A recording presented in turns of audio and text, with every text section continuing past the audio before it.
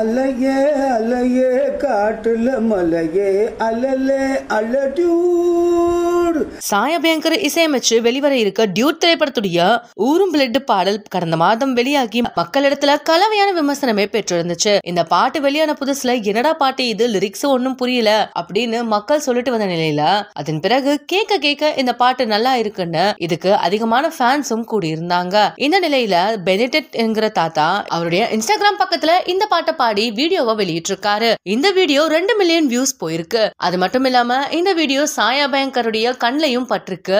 அவரு தன்னுடைய அன்பை இந்த தாத்தாவுக்கு கொடுக்கிற விதமா தாத்தோன்னு கமெண்ட்டும் பண்ணிருக்காரு.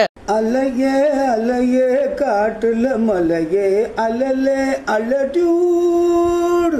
செதற பதற விடுவன உதற அலலே அலடியூட்.